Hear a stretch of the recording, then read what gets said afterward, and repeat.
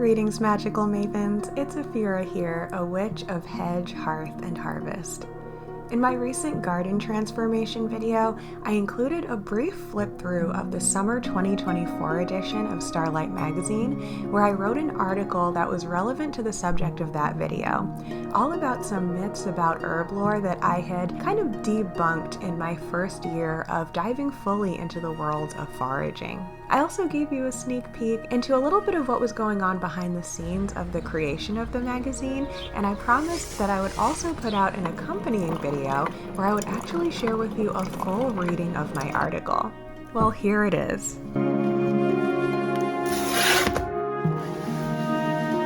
If you haven't heard, Starlight is a seasonal publication put out by my friend and colleague Tanae Stewart, aka the Witch of Lupin Hollow. And I've been a regular contributor since winter 2021. Many of my subscribers on the Writing Witch channel have seen the lovely spreads of previous issues in my videos, and some of you guys have even purchased your own copies or subscriptions through my affiliate link, and for that I want to say thank you so much. The magazine is something I'm super passionate about, and for this issue I wrote about how the season of summer is an invitation from Mother Earth to connect more closely with the magic of nature through learning to forage for wild plants. And for the first and only time ever, I actually invite you to join me now for a reading of my article in this video. Now, normally I would not share an entire magazine article in a YouTube video, because obviously myself and the Lupin Hollow team want to invite you to cozy up with this inspiring content in the form of the beautiful print editions or digital PDF copies that we work so hard on and offer on the Lupin Hollow website. And yes, I still encourage you to do so, as back issues are available in digital form if you'd like to read the rest of this magazine or any of the others. But that being said, this is a special case. This year has been super busy for the small but hardworking team behind the scenes at Lupin Hollow, and unfortunately that resulted in a few major formatting errors in the summer issue specifically. Mainly that a paragraph was accidentally left out of my article, which to me was kind of a bummer because I thought it was a really important point that kind of tied the whole article together. So when I got my print copy and noticed this, it inspired me to offer to volunteer my time to look over each new issue before it comes out to make sure that things like spelling, punctuation, and formatting are all in order. Because as you probably know, if you've had any experience with writing or producing content, it can be really hard to spot one's own errors, especially when you're busy and working for a deadline. In fact, funnily enough, the first one that I did actually proofread was the fall one that came out recently, and when I got my print copy, I noticed that the entire magazine was absolutely flawless, except for a few very minor errors in my own article, because of course you just can't proofread yourself. Apparently it's impossible. And while in the summer magazine, I actually got a lot of really nice messages from folks saying that they got a lot of inspiration out of my article. I did still want to just take this opportunity to tell the whole story the way it was intended to be read, as I think you'll get just a little bit more value out of it. Again, the magazine is still beautiful, inspiring, and totally worth reading over and over again each year, just like every issue of Starlight. So if this flip through and sneak excerpt inspire you, I would love to invite you to purchase a digital back issue, or better yet, sign up for a subscription so you never miss a print edition before they sell out each season, which they always do very quickly. For back issues, print editions, or subscriptions purchased through the link in this video, a percentage of your order will go directly to me, which not only supports me to continue writing for the magazine, but now also helps to compensate me for the time that I volunteer for free to proofread them going forward. Also, the other big error in the summer edition was that the interactive grimoire page I designed was accidentally left out when they were editing it, so it was emailed as a printable to those who purchased back in June. If you're inspired to purchase a back issue, please email a copy of your receipt to me at the email address in the video description, and I'll be sure to forward the grimoire page to you as well. And finally, there is actually one statement I need to partially retract from my article after gathering more information, and I'll address that here as well. So now, without further ado, here is my article. While any season can be a great time to tap into your inner green witch, summer is really the prime time for it due to the abundance of plants to connect with. Since summer is when we're taught to expect nature to be most abundant, I wanted to take this opportunity to explore some of the unexpected lessons I learned last summer on my first big deep dive into foraging and wildcrafting. Whether you're new to green witchery or if you're already working plant magic, I hope this article will inspire you to connect with plants even more. It's always important to provide a quick disclaimer when it comes to plants. There are two things to keep in mind on our green witch journey. For one, we must do deeper research and stick to safe practices when consuming plants and using herbs medicinally. Secondly, other than that safety tip, there are really no other rules. Since green witchcraft and medicinal herbalism intrinsically cross over, we tend to feel obligated to do things correctly in order to have a valid practice. False. Herbalism and witchcraft have always had a shared history because the art of using plants to better one's life is often in itself an act of rebellion against programming that would have us believe the power lies outside of our hands. As long as we're being safe, we have the sovereignty to connect with plants in our own intuitive ways. I used to think I wasn't much of an herbal witch, as I used to say, because I didn't know much about the traditional, magical, or medicinal uses.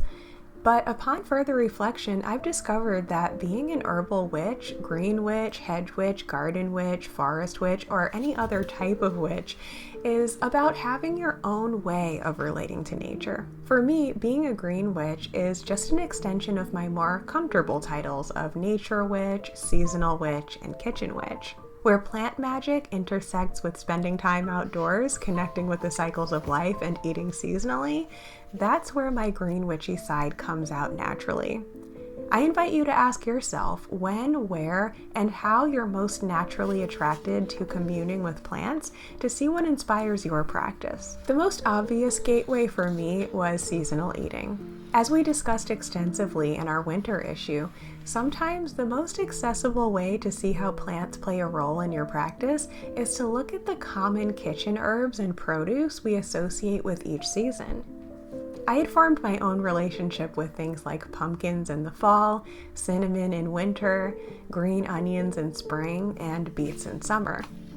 When I asked myself what I felt was most powerful about each plant, I realized I have my own magical associations for them, which often turned out to match up pretty well with the magical and medicinal meanings I would later find in my research. From there, I began shopping in season, gardening, and learning to forage for my own wild food each season. Because it's so important to be safe when it comes to ingesting plants, this naturally led me to more actively learn about wild edible plants, which both expanded my knowledge of familiar plants and opened my eyes to more. Last spring and summer, I made it my mission to learn as much as possible about wild edibles in my local area, and boy was it a rewarding experience. A big part of my experience was debunking common myths and dogmatism about green witchcraft. I'd love to invite you to take a closer look with me at some of my findings. And please note, this article doesn't go into detail on the uses of these plants, so consider this your invitation to research anything here that inspires you and take notes on the accompanying grimoire page.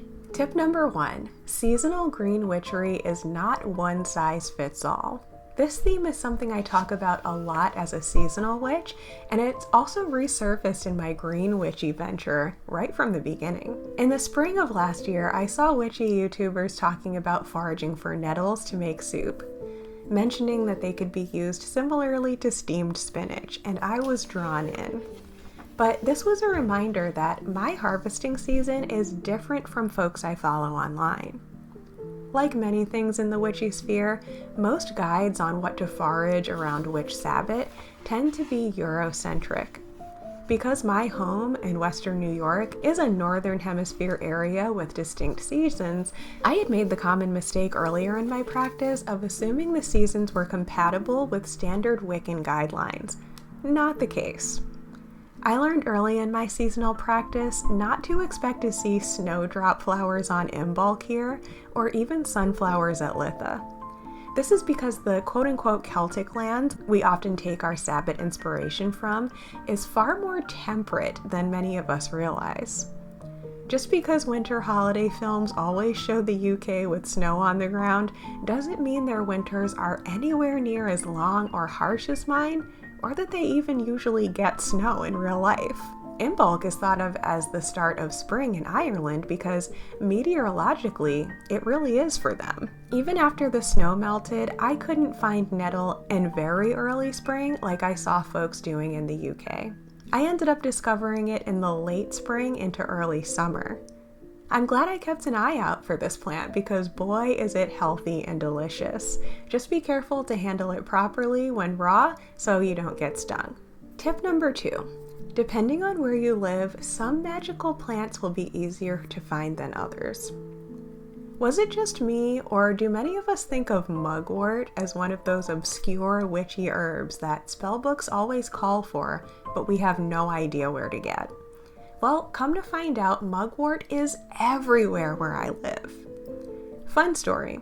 Tanae recommended mugwort tea in her workshop on dream magic in the Starlight Coven last year, and I made up my mind to finally get my hands on some. I went to my local witchy shop to buy it dried. Well, I didn't get around to using it right away, and thank goodness. In the meantime, I had followed my inspiration to learn more about local plants and downloaded a plant identification app. Well, one of the first plants I discovered growing was mugwort, and it looked nothing like what I had bought. What I had bought looked like fennel, which it turned out to be. I had missed a message from the shop owner from the same day I had bought it, apologizing for accidentally selling me fennel and offering to replace it. The moral of the story is something we all have to learn as green witches, which is tip number 3. Always double and triple check your information. Especially when consuming plants, we should never just go to one source. Whether it's about properly identifying it or understanding what it's actually good for, we need to be well informed. Thankfully, in my case, it wasn't anything dangerous, but it can be. I also learned that some common friendly plants have toxic lookalikes, some that can harm you just from touching it or breathing it in, and sometimes plant identification apps get these things wrong. Turns out mugwort is a traditional Asian herb that's been used for generations as both food and medicine. It came to the US along with Asian immigrants and can grow abundantly anywhere from the forest floor to cracks in the sidewalk. I had to laugh every time I pulled up to the hedge of unkept greenery in my apartment complex parking lot, now knowing that it was mostly mugwort. Of course, I never consumed that because it was in a polluted area, but I had been using it in dried form to decorate my home for years. Tip number 4, prepare to be surprised by what you can find. Have you ever wanted to make traditional German May wine but had no idea what sweet woodruff was? Since we hear of it as an ingredient for a Beltane recipe, I had assumed, since I didn't happen upon any in the spring or early summer, it must only be found growing on the ancient mystical floors of the Black Forest or something. Wrong again. In September, we drove a little farther out to one of my favorite nature parks that I hadn't visited all year. There, on the ancient mystical floor of Chestnut Ridge State Park, was sweet woodruff. I almost didn't even notice it. I was busy photographing a strange mushroom, which I later learned was lion's mane, when my partner pointed out this strange sun-shaped leaf pattern. It was only growing in small patches amidst the pine needles. I gasped when I identified it with my phone app. Sweet woodruff? What a pleasant surprise. According to my research, yes, sweet woodruff was native to the Old World, but could occasionally be found growing in sparse patches in American forests where Germans had lived. Was this another plant that I had been looking for in the wrong season? Perhaps I could find it growing there again next spring, but for now, I harvested about 2/3 of the plant, the recommended max amount to take so that the plant can continue thriving, and made it into a tincture. Most of my tinctures are more for the medicinal side, but this was an instance of preserving a plant for magical and culinary purposes. Now I can add this tincture, essentially woodruff-infused vodka, to my May wine at Beltane. Interestingly, I also happened upon a relevant spell in a book that called for woodruff shortly after my tincture was ready. Much like woodruff, I had given up on finding St. John's wort in the wild because Litha had come and gone and I hadn't seen it. But I had heard of St. John's wort being found in my area. I ended up finding it again in September, growing in one tiny patch at the top of a wildflower hill. St. John's wort is said to literally mark the midsummer season, and it's supposed to grow on St. John's feast day, which replaced the pagan summer solstice tradition in late June. Apparently not here, or again, perhaps I could find it earlier in the season now that I know where to look. Either way, there's wisdom in receiving any plant whenever it presents itself to you. I see the blessing of finding it in fall. I was able to tincture it to use as a mood boost or a dose of summertime in the darkening days that followed. Tip number 5, debunking fantasy properties of magical plants. Sometimes our first introduction to a plant is its fictional depiction, and it's funny when we learn the truth. Vervain, for example. Does that make anyone think of the Vampire Diaries? Turns out it's not likely to harm your vampire boyfriend. It's just a common medicinal weed said to boost the mood and heal stomach aches. I also remember seeing horehound depicted on Outlander as highly toxic, a violent remedy for unwanted pregnancy. But what we learned quickly with medicinal herbalism is that most plants are not recommended for pregnant women, particularly in high doses. And apparently horehound is something that is commonly made into candy.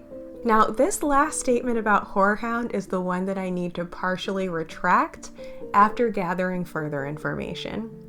While it's still true that many herbs, including horehound, can be unsafe to use in high doses during pregnancy, I actually recently re-watched Outlander, and I realized that the plant they were referring to was not horehound, but hellebore, which is considered particularly unsafe to use during pregnancy. So my mistake for mentioning this fictional reference in my article when it had been a while since I had seen the episode and hadn't properly remembered it. But funnily enough, this is again a case in point example of what I was saying earlier in the article. Never take one-off herbal advice or statements made in passing as your primary resource when using herbs. While I certainly wasn't recommending to make candy out of hellebore, I realized that someone might have then gone and watched Outlander and not remembered that I had said horehound when they had said hellebore and then gotten things mixed up. Just like my example of the witchy shop owner confusing mugwort with fennel, mistakes do happen, so always do your own research and check more than one source before using an unfamiliar plant. And while this is not a retraction per se, now that I'm looking back on this article a year later after learning even a ton more about plants, another thing that I would like to add to the beginning of the article when I said that there's only 2 rules, one is be safe and the second one is there are no rules, I would actually like to insert a rule 1.5.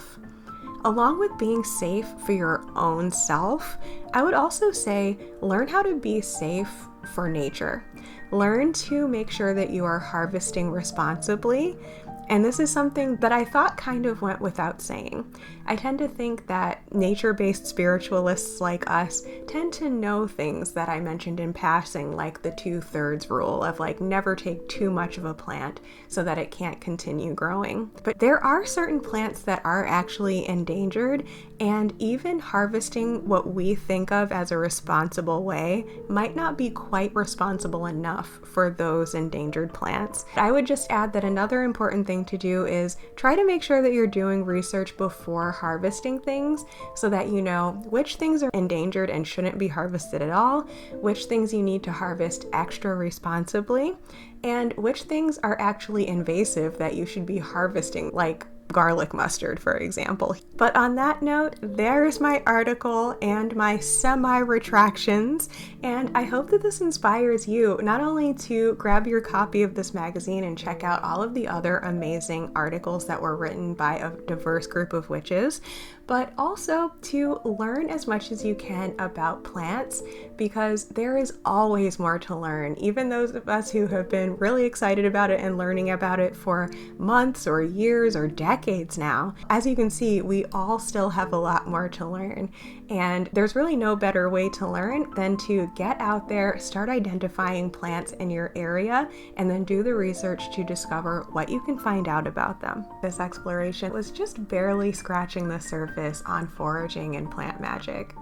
If there are any common misconceptions or expectations floating around in the magical community around plants that you've debunked or learned to see differently, I would love to invite you to share them in the comments, as myself and other viewers can learn from your experience. And if this subject interests you and you haven't done so already, I also invite you to make sure you're subscribed to my green witchy / cottage witchy vlog channel, Hedge, Hearth, and Harvest, where I'm now posting videos along my journey as I explore gardening, foraging, and working with plants in the kitchen and home apothecary. And if you're currently watching that channel and you're wondering why I'm kind of like introducing it, it's because the audio of this video is also being posted to the Writing Witch podcast. So if you haven't heard of the podcast, I definitely invite you to subscribe to the Writing Witch channel, as well as to the audio version of the podcast, which you can find on any of the major podcasting platforms. And I'm super excited to announce that just the other day, the new Winter 2024 issue of Starlight has launched. This is the second issue that I've had the privilege of getting to preview and proofread before publication, and along with the fall edition that came out recently, I've got to say these two are our best issues yet. The articles in both the fall and winter issues are so juicy and interesting, and I can't wait for folks to get to cozy up with their favorite witch's brew and tuck into these articles as the cozy season gets underway. For the fall edition, I wrote an article on the origins of spooky season and why it's thought of as the season of the witch. And as a sort of part 2 to that, my winter article is on winter as the other spooky season.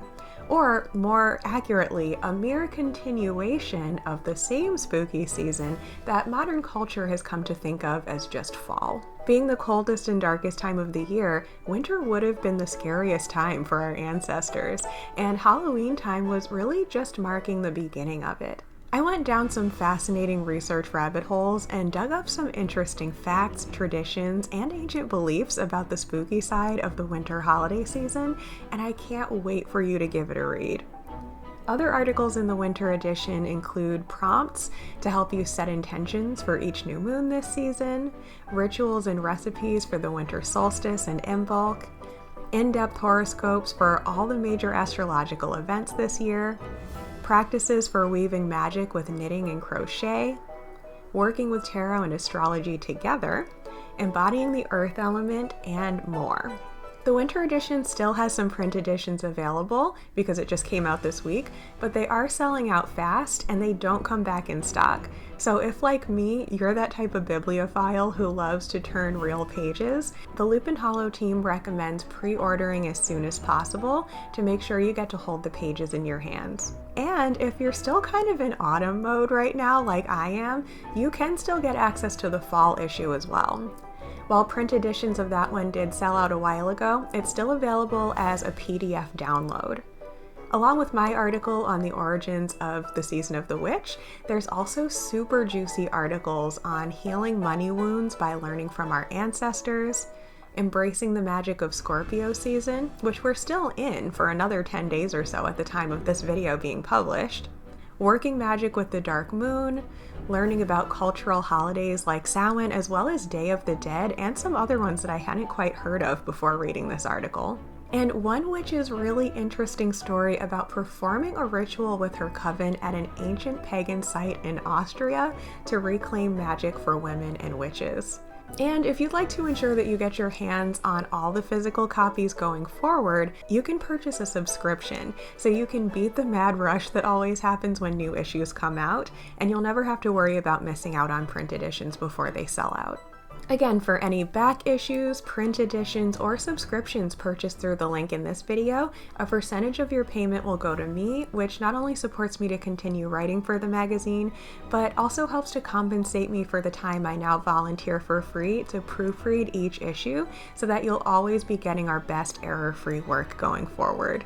Thank you so much for your support and for being your magical self in the world, and until next time, blessed be.